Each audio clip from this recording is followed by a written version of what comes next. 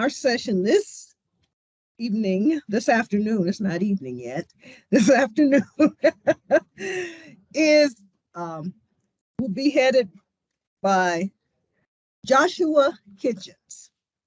Now, Joshua, I'm going to tell you, we've had some good sessions, okay? We've learned a lot, okay? So the bar is high. Okay. Okay, just so you know. He is currently the Director of Archival Services and Digital Initiatives for GPLS, and he'll tell you all about what that is. Josh previously served as the Director of Archives and Information Studies Programs at Clayton State University. Josh managed the program and taught various courses, including law and records, digital preservation, and many others. Before working at Clayton State, Josh was an archivist, I'm going to get that word, was an archivist for special collections at the Georgia College Ina Dillard Russell Library. He was responsible for digital collections, the library's institutional repository, the knowledge box, and university archives. He holds a BA in history from Georgia College, an MA in applied history from George Mason University, a Master of Archival Studies from Clayton State University. Joshua is also a certified archivist. So without further ado, and with great anticipation, please welcome Joshua Kitchens. Good afternoon, everybody. And I know we're going to be finishing up today with myself, and I'm really appreciating y'all be here. And I'm also appreciating the opportunity to get to talk to you here at the event, so you can learn a little bit about what we do at Georgia Public Library Service, specifically what my department does, and both myself and my colleague Lauren, who's sitting in the back here as well, what we try to help our public libraries in the state be able to accomplish. So I kind of called what I'm doing today, which is sort of an introduction to all the things we do in ASDI, as we call it. And I know it's an absolute mouthful to say it, and I have a hard time saying it every time I have to say it as well, is sort of kind of the heart of it is we want to help communities kind of document themselves. And more importantly, we want to help them maintain their community history, their community memory, in their communities, not send them somewhere else, not put them in another archive that's hundreds of miles away, but try to come up with solutions that make things a lot better, a lot easier for communities themselves, and also empower communities to work to come up with their own solutions for doing their own kind of community archive and community storytelling. And so what we try to do is leverage the power of the state library system. So a couple of things I'm going to kind of talk about today is give you an overview of what we do at GPLS, kind of tell you a little bit about what public libraries in the state look like. Also tell you what we do in the Archival Services and Digital Initiatives Department and how that impacts your public library, wherever your public library may be, whatever region you're in, and how we can help those individual libraries, whether it be the branches or the library system itself, do a lot of important things. And then we're going to talk about kind of what the libraries can do themselves locally, and then I'll kind of explain how we support these different roles at the different library levels, and the different things we try to do to kind of make things happen. So without further ado, let's talk a little bit about Georgia Public Library Services. So while I won't necessarily read every little bit about what we do here, essentially what GPLS does is we are the state library system and the state library. We are the group that makes sure all the public libraries have all the resources, all the support. We help be go-betweens. We help try to solve problems when they have issues pop up, and generally try to make our state public libraries the best state public libraries they possibly could be. And Georgia has become kind of a model for the U.S. in terms of the way our library system works. Our state librarian, Julie Walker, also oversees the Georgia Archives, and the Galileo, as well as the Digital Library of Georgia. So we're all one big happy library archive kind of family. So currently in the state, we have 60 library systems that cover different counties and communities. Many of those are regional systems, such as the Middle Georgia Regional Library that covers multiple counties. Some are single county systems like Elbert County. Within those 60 systems, there are 410 libraries. So there's lots of different places to interact with your libraries, from smaller, libraries to larger library systems like Fulton County Public Library. And I know y'all got to hear from Derek earlier this morning, who's with the Fulton County Public Library system.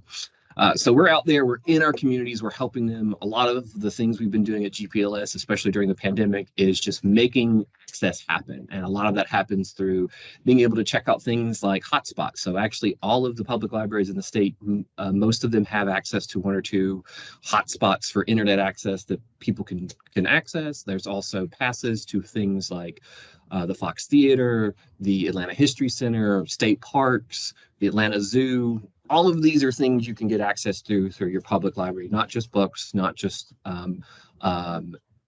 journal subscriptions, but all kinds of programming, all kinds of things. So we are out there trying to make our libraries as useful to our communities as possible. Now, in archival services and digital initiatives, and some of you, I think, were able to get a copy of the Georgia Treasures books, which shows you all the historic libraries in the state, kind of gives you an ability to maybe go around and plan a little trip to a lot of our really beautiful historic library buildings. We are really trying to make things a lot more accessible. One of the primary ways we've been doing that is helping libraries digitize materials and put them into the Digital Library of Georgia, which is sort of the state's centralized repository or aggregator for anything that's been digitized to make it easily searchable and easily available to everybody to be able to use.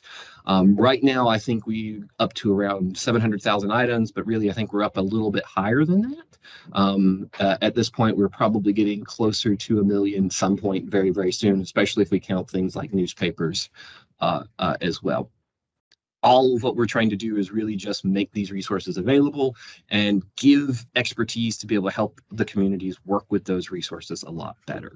And so kind of to that end, I kind of want to talk about what your libraries can do in terms of some of these history items, some of these family stories, some of this family information.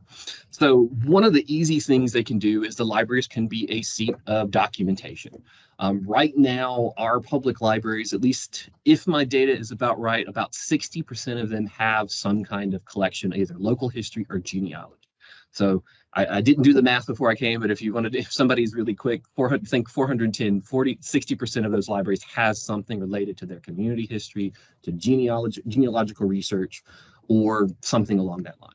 We also have many libraries that have heritage rooms, history rooms, or genealogy collections. A couple of noteworthy ones are the Oconee Regional Library System has a really great heritage room and genealogy collection in the Dublin Library. Another really great example is the Middle Georgia Regional Library and the Middle Georgia Archives. Muriel Jackson down there is a really fantastic archivist and historian and knows everything about Central Georgia history. They have a really awesome collection. We also saw Derek this morning with the Auburn Avenue Research Center and the collection they have at the Auburn in their archives, but also the Central Library has an archive. Cobb County has a heritage room in the Cobb County, one of the Cobb County libraries in the Marietta Library. Also, Athens has a heritage room, and kind of the list goes on and on. We even have some as far south as Thomasville, or as far north as Lafayette, Georgia, have heritage and history collections in it. And one of the things we do in ASDI is actually trying to make sure we can identify where these are all at and then provide resources to help you find where these collections are at. So that's some of the things that we've been doing. But your local library can, if they have the capacity, now don't just go run off and start taking things to your public library, have a conversation with them first, can start being somewhat of a repository or even a partnership. An example of this, most times our public libraries are actually working with their local history society or genealogy group to kind of work with these collections, whether it be through volunteers or to kind of help start them off. A great example of this is I mentioned the Lafayette Library, which is a part of the Cherokee Regional Library System. Their history collection is basically managed by their Lafayette County History Society. And these are opportunities to do partnerships between your library, yourselves, or any of the groups you're involved with to kind of find a way to either find a space, get some help. But also the thing is, even if there isn't a collection in the library, you can start reaching out to people like myself at the Georgia Public Library Services to start doing some work to maybe make things a little more accessible. But essentially, your public library is a really good place to start, make connections, and then to try to get some access to some resources. And we'll talk a little bit about money maybe a little bit later in terms of what that might mean. In terms of other things that the libraries can do, they can also do some preservation. And so oftentimes what this is if they're collecting materials, if they can get access to some of the expertise that we possess at GPLS, this is where we can do a little bit more work on materials to make sure they're safe. They're no longer in an attic or a basement or a trunk or stored outside in a shed. They're in a more climate controlled, responsibly, temperaturely maintained, and then appropriate housings. A couple of examples of interesting items that we sort of help preserve throughout the state. One is what we call the Codex. This is actually a 16th century liturgical text that the Three Rivers Library System has in Brunswick, Georgia. That is under their care and their stewardship.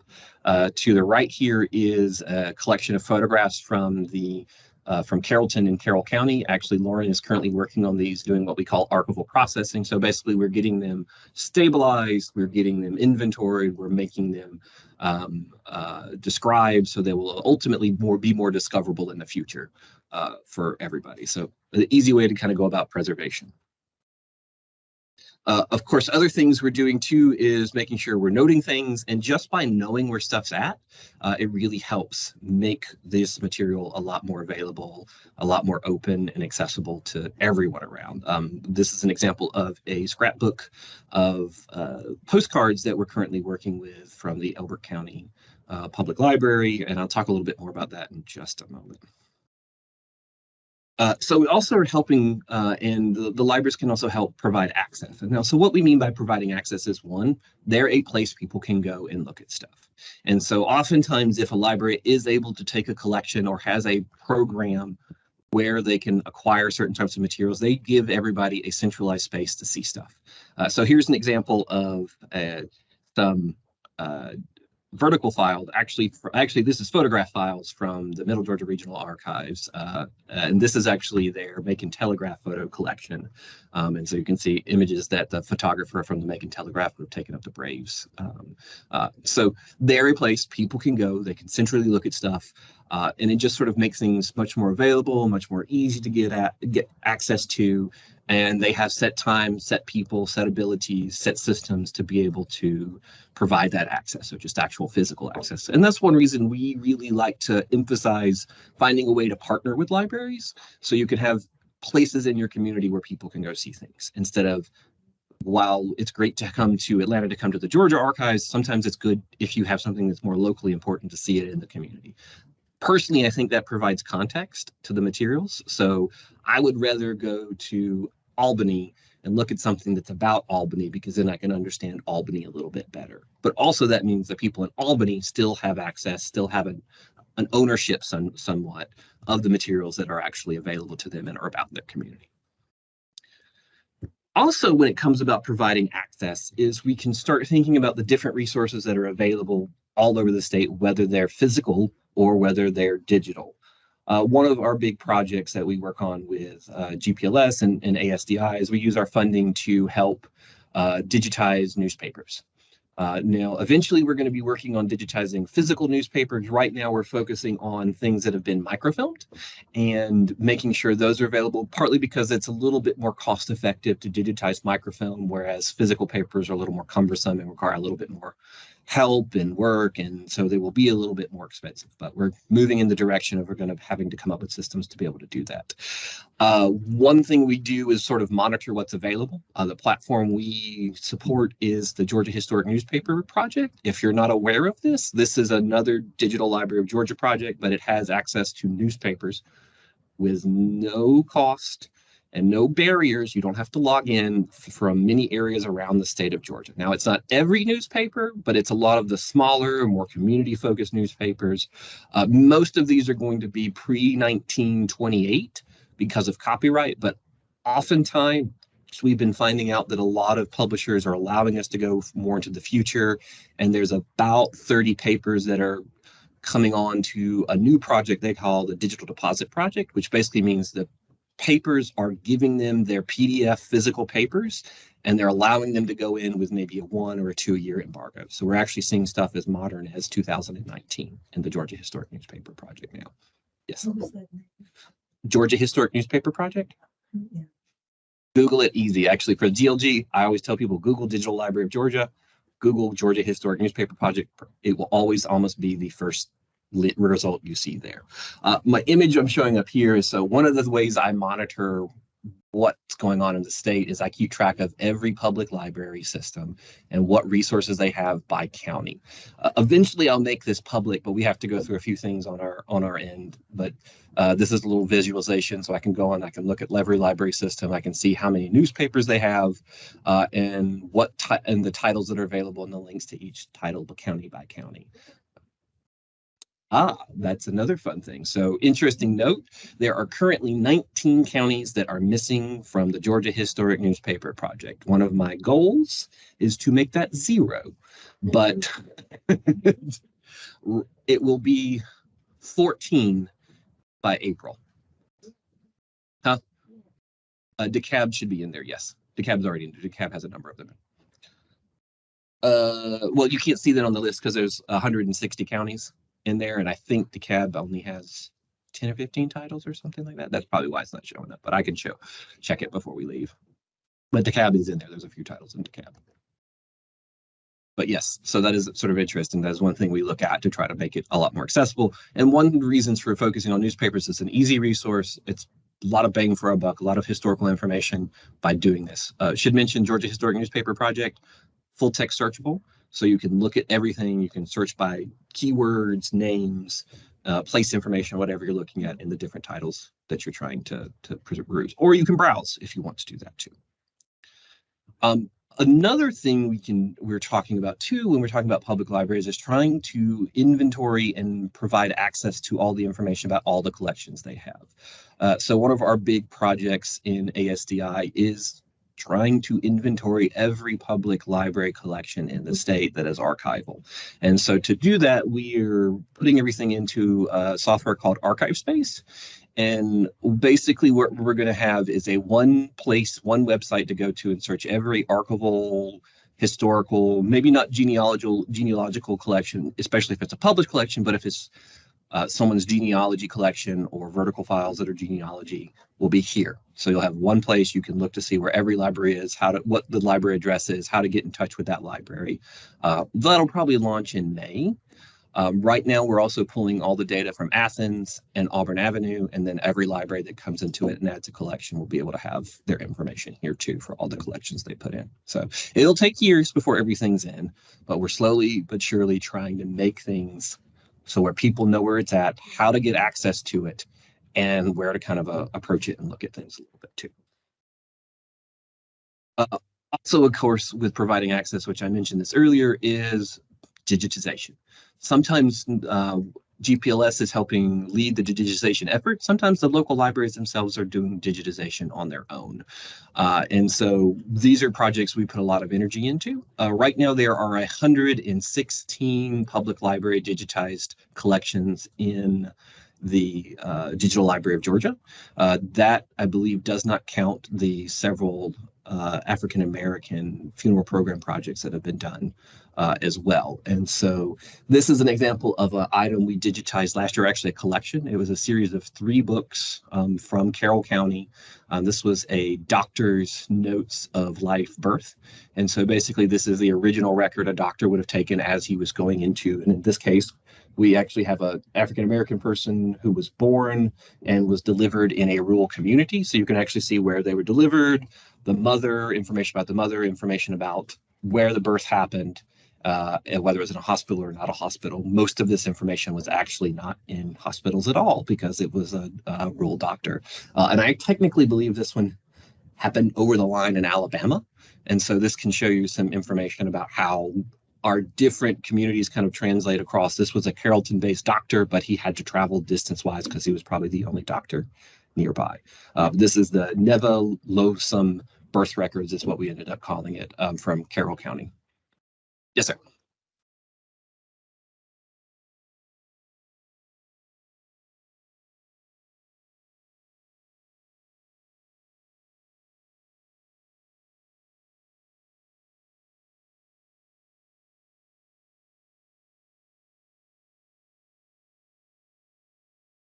There always, so the question was, would there need to be a collaboration between, say, an Alabama library and a library in Georgia? There's always the possibility. What happens now is since we've digitized it, we would need to actually go in and up the metadata to it. So somebody would know that it actually had materials in Alabama. So that way, if somebody was searching for that information, they would see it in there when they started searching for it. So it's more of a trying to make things discoverable as much as possible, and then maybe even letting someone in that region know that it's there throughout. And Tamika. This is 20s into the 1940s. So it's early 20th century, but really getting into World War and post-World War II, World War II and post-World War II. So.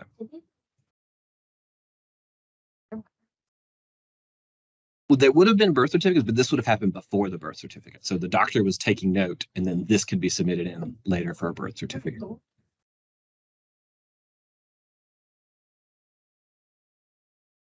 So, but yeah, this is sort of similar. And also, I think what's interesting too about this document, since we're chit-chatting about it, this was actually, the doctor worked in Georgia, but seemed to go into Alabama, and the books were from Alabama. It's kind of a funny little document. It's one of those things where the more you look into it, the more interesting it gets too.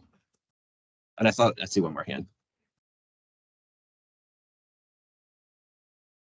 I'm seeing Tamika shake her head, and so I'm going to say yes, because Tamika says shakes her head. I'm not as familiar with that as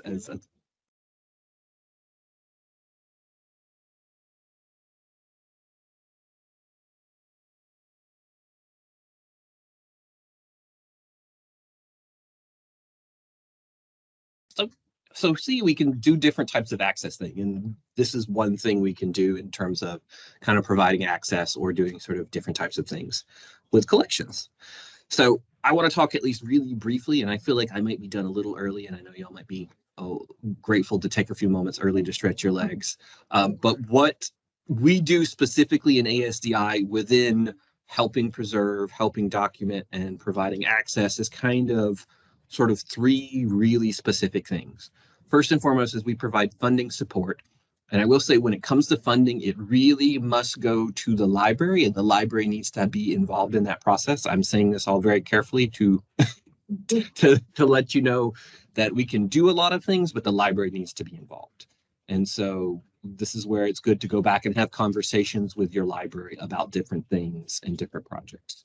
We can also do support if the library and a community group necessarily wants to do a grant, and then we can either join in, whether it be some sort of other kinds of support, whether it be all of the other supports in terms of project support I'll mention in a moment, or if it's a little bit of funding as well, depending upon the project, the program, and how much is needed.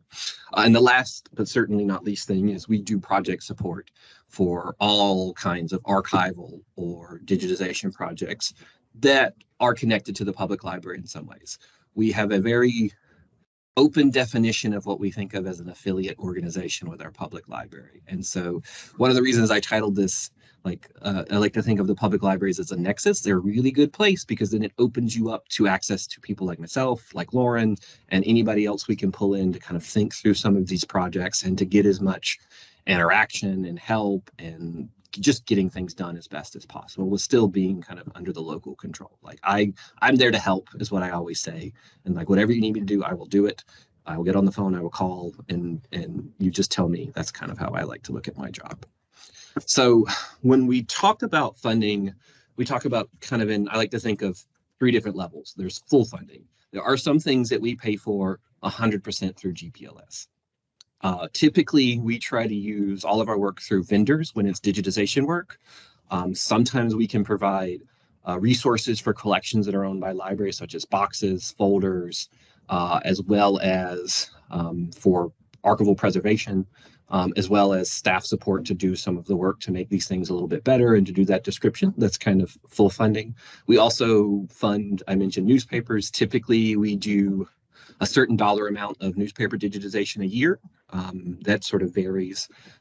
Ends up being around 25,000 a year or so is what we try to do, plus an extra amount for other types of items. That includes the funding for the digitization, oftentimes the funding for doing the descriptive work, as well as the funding for long-term preservation, digital preservation of the items. So we try to do a lot of these different things. We may also do sort of partial funding. So that means maybe someone is working with a public library, a history group, a genealogy group, you raise funds and you say, we need this specific newspaper title digitized. And we've been given the quote and it's $10,000. Well, I'll say, I haven't made up my mind of how much I'm doing all for next year, but since you have X amount, say you have 5,000, I can put you on my list and I contribute half of that. And then that means we get more than what I would normally be able to fund, plus your funds, and a bigger number of newspapers are done. So we can always match. That's actually part of the way we do our calculus every year on what gets digitized. Is like if somebody has funds, that can get moved up the queue because that means we can do a lot more with less funds, essentially. Not really less funds, more funds, but a lot more. It's been a long day. Also, we can kind of help source funding.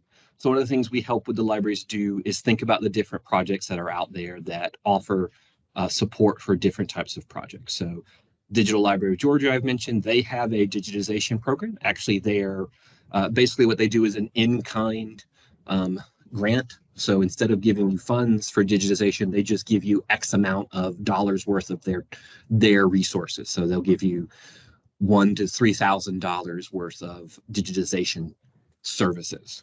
And so we help think about what that could be, what you might need to do for that grant application. We think about other grants that might be out there to kind of support a project kind of through a library or through your different programs. I mentioned some of the projects we already did in terms of funding types. Again, I spend a lot of effort on newspapers because we tend to, those are high use items. Sometimes finding appropriate items for digitization can be difficult. But this is where it's really great to mention this to communities. Like if you know a library has something really great, if somebody tells me about it, then we can find it. For instance, here, Lauren recently went down to Thomasville, Georgia. Everybody's very focused on newspapers right now because newspapers take up a lot of space in libraries. And we want to see everything. We want to see newspapers, but we also want to see their historic collections. Lauren got to see their historic collections, and we found out that they have a journal of one of the first African Americans to go to West Point in their collection. And they're like, oh, maybe we needed to lead with this. And so it's often good to have people tell us that somebody has something, because sometimes our libraries are very overworked. People are wearing many different hats and they may not have time to think about all the things. But if the community is engaging with the collections and knows there are people at the state that could help them out, it's always good to connect the two. Other things when we talk about funding, if a community tells me we need this, then I can use that as justification for making it happen. Instance, this year, there was a community, I should have had this written down. I'll come to me in a minute, but basically community said, we need this newspaper digitized. And I'm like, I have 4 people tell me they needed it. And then I was able to put it on the list because it was one of the counties that did not exist on our list currently. And so it was a 0 that has gone away now or will be going away. Other things too, of course, are working with metadata. So this is the stuff that we create to make things more findable. So whenever you digitize an item, you want to give it information so people can figure out how to find it. What's the important things? What are the names? What are the people? What are the subjects? So they're more searchable and more discoverable. In terms of grant support, we always are really wanting to jump in and help any community that's doing stuff, especially when they're working with their libraries. So I try to keep a list of grants that I see that make sense. I tend to look for the smaller grants for our libraries because oftentimes that is something that is more manageable. Not that we're not opposed to larger grants. We're working with a few organizations on some bigger projects right now, more for training purposes, but I oftentimes want to make sure everybody feels comfortable and is able to handle the project that they're looking at. So we're looking at things like Georgia Humanities grants, Georgia Historical Records Advisory Council, or GRAC grants. This is a group that does a lot of grants for, or some grants for digitization and different types of archival work.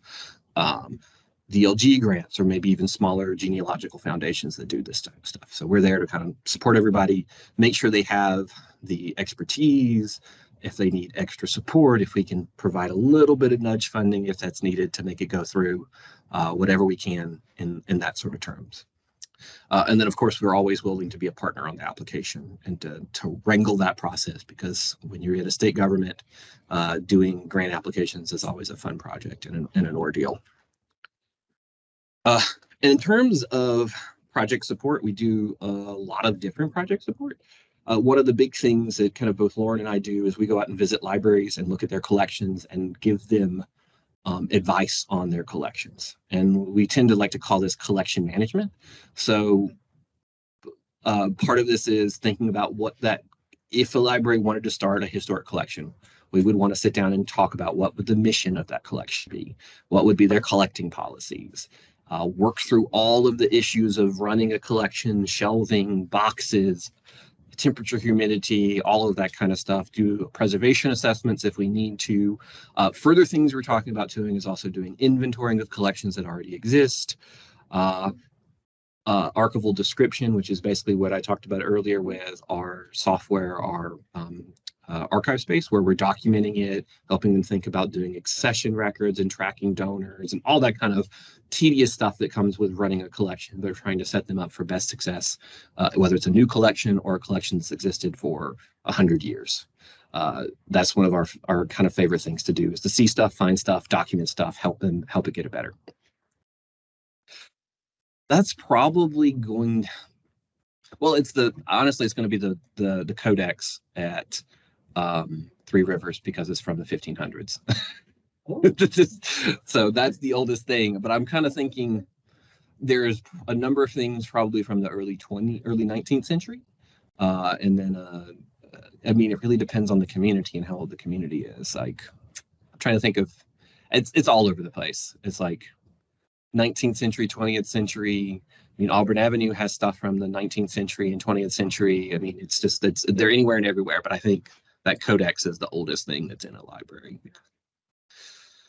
That is going to be, that's a good question. So we have 2 libraries participating in a web archiving project, and both Auburn Avenue is doing it and the Athens Regional are doing it. So those are going to be the most recent, which would be the websites that they're capturing and preserving.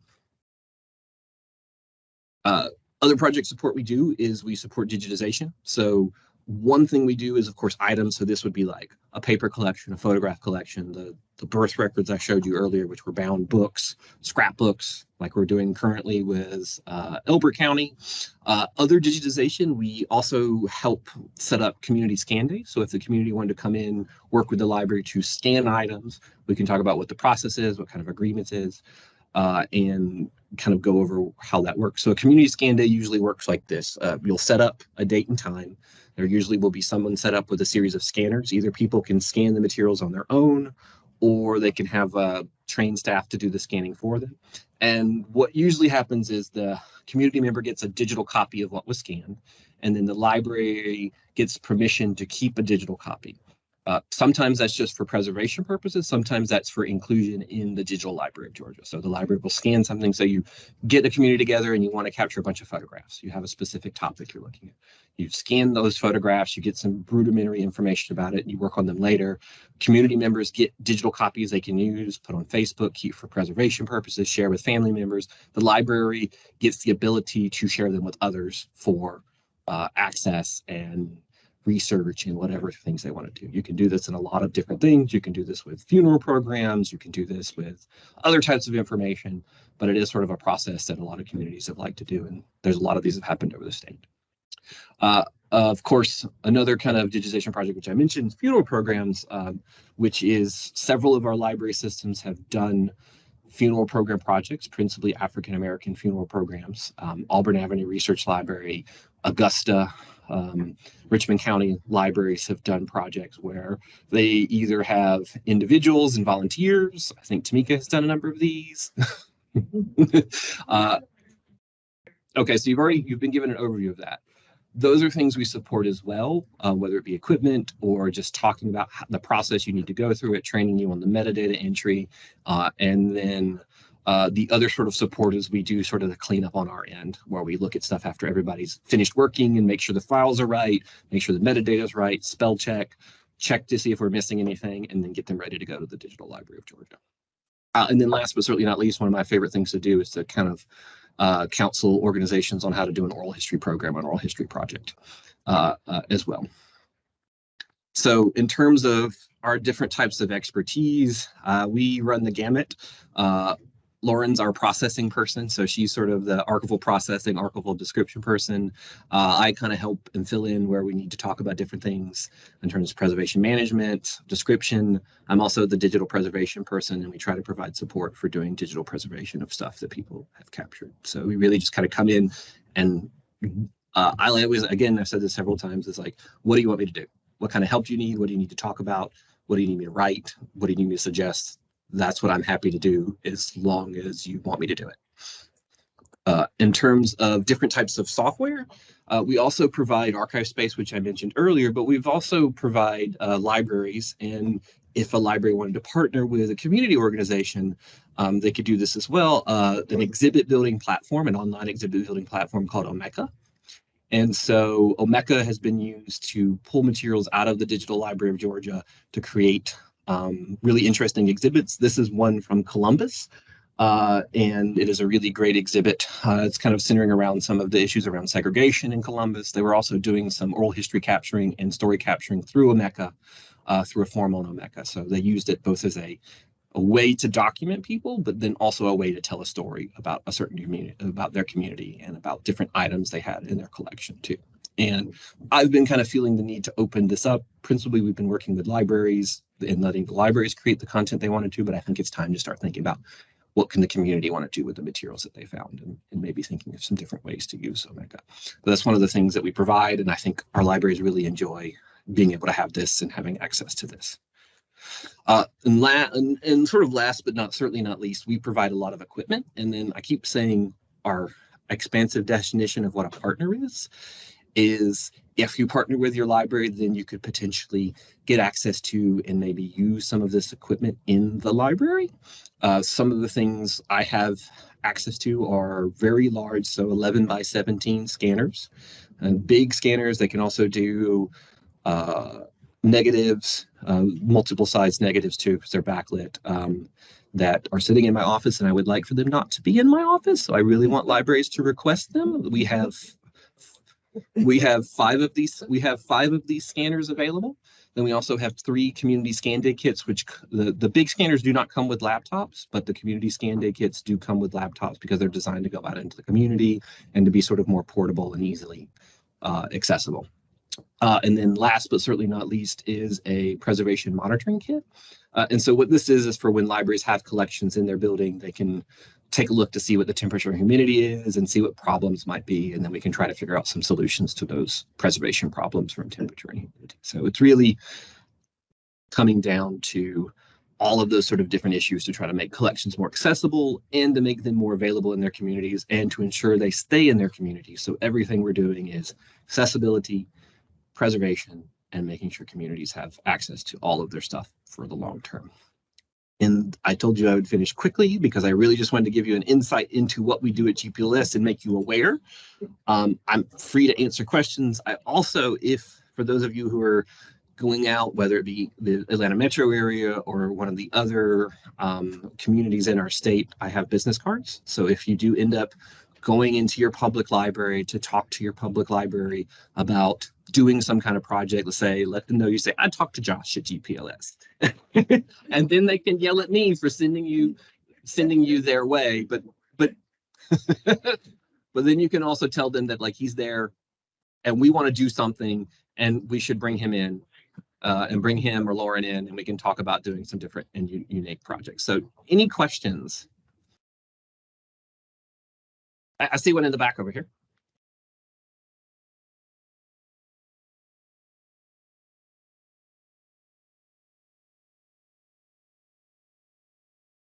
I would recommend them to work with the local library. One thing I will say too is even if maybe we aren't doing something through GPLS, I could get them in touch with the Digital Library of Georgia, and either they could, like the simplest thing to happen might be they apply for one of those Digital Library of Georgia grants and ask for their materials to be digitized.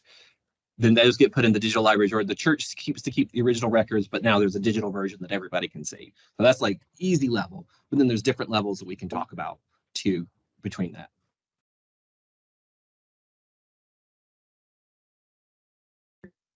Mm-hmm.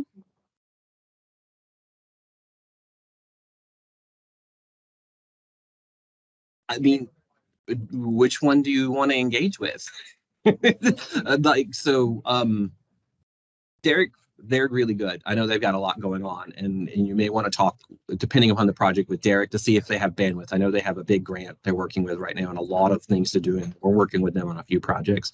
But if it's something that's more important, and as someone who lives in Atlanta too, if it's like something that makes sense for that community, that particular area of Atlanta, maybe we want to talk about the branch in particular. You know, maybe it's the Metropolitan Highway, or I'm trying to think of all the ones I drive past on a regular basis, but maybe it needs to be in that branch, and it might be more about that community. Is it a project about Pittsburgh? Is it a project about the West End? Is it a project about Lakewood Heights? I mean, like, we want to maybe be more centralized, but you could talk to the Central Library. They have an archive at the Central Library. I forgot to mention them. Forgive me for that. But we could talk to Derek. But it might be something to do that maybe the local library wants to be more involved with their community and gives them an outreach opportunity too. So.